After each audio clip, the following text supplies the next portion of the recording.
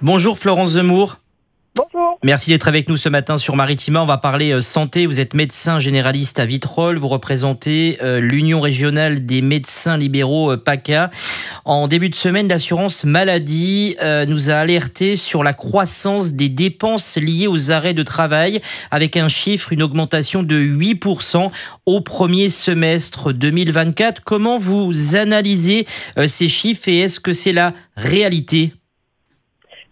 Alors bon, on peut faire confiance à l'assurance maladie pour les chiffres. Après, c'est l'interprétation, en effet, qui laisse peut-être qui ouvre peut-être la discussion.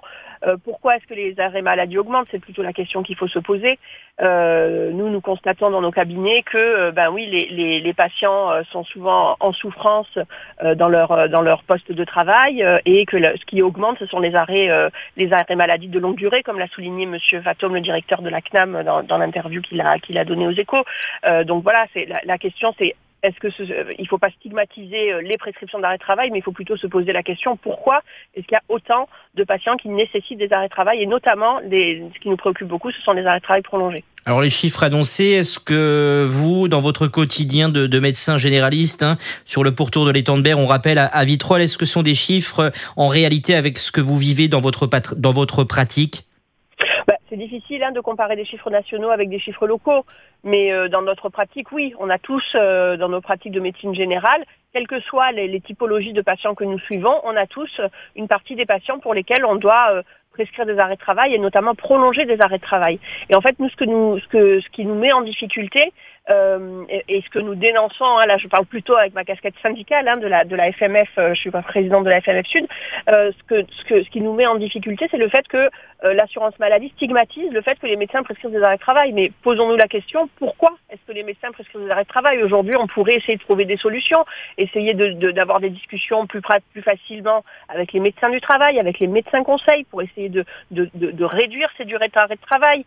C'est pas uniquement la faute du médecin généraliste et c'est vraiment ça le message que nous voulons faire passer. Alors il y a un nouveau formulaire CERFA qui a été mis en circulation, mis en service depuis le mois de septembre.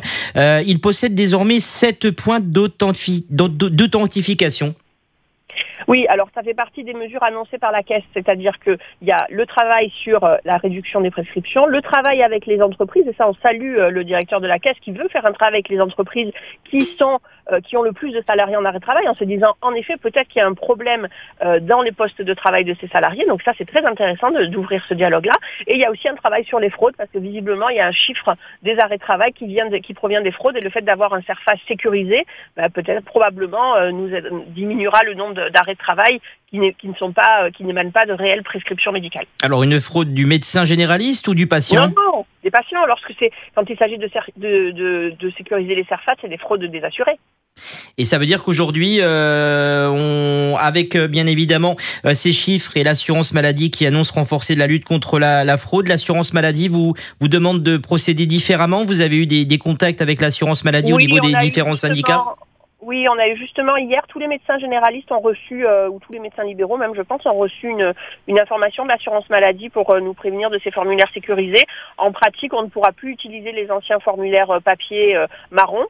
Et on ne pourra plus non plus imprimer des PDF à partir de nos logiciels. Les seules prescriptions d'arrêt de travail pourront se faire de façon dématérialisée par les téléservices avec la carte vitale, ou si vraiment le patient n'a pas sa carte vitale, on le fera uniquement avec ces CERFA-là sécurisés. Alors une dernière question, ce sont des chiffres qui sont sortis également en début de semaine hier, des agressions sexuelles sur des médecins généralistes, notamment au féminin. Comment vous interprétez ces chiffres également qui sont sortis en début de semaine ?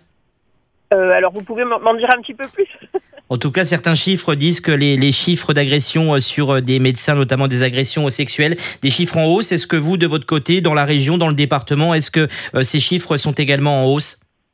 Alors, j'ai pas les chiffres en tête sur les agressions sexuelles, mais ce que je sais, c'est que en tant que représentante de la profession quelle que soit l'activité dans laquelle je représente mes confrères et mes consoeurs, nous sommes préoccupés par le nombre d'augmentations d'agressions envers les médecins et plus généralement envers les soignants. Et ça, il y a un communiqué de presse qui était parti du Conseil national de l'ordre des médecins pour vraiment alerter la population et alerter les pouvoirs publics sur le fait que oui, en effet, le système de santé est dans une tension telle qu'il y a de plus en plus d'actes d'agression envers les professionnels de santé, notamment les médecins, et que ça, nous devrons prendre aussi des mesures et être très vigilants concernant ce type d'agression, parce que ça va dans le sens de la désaffection de nos métiers que nous constatons malheureusement tous les jours, et ça, il faut lutter contre, évidemment. Merci beaucoup Florence Zemmour d'avoir été avec nous ce matin sur Maritima pour évoquer notamment l'assurance maladie qui va renforcer la lutte contre la fraude concernant les arrêts de travail avec des chiffres en hausse au premier semestre 2024.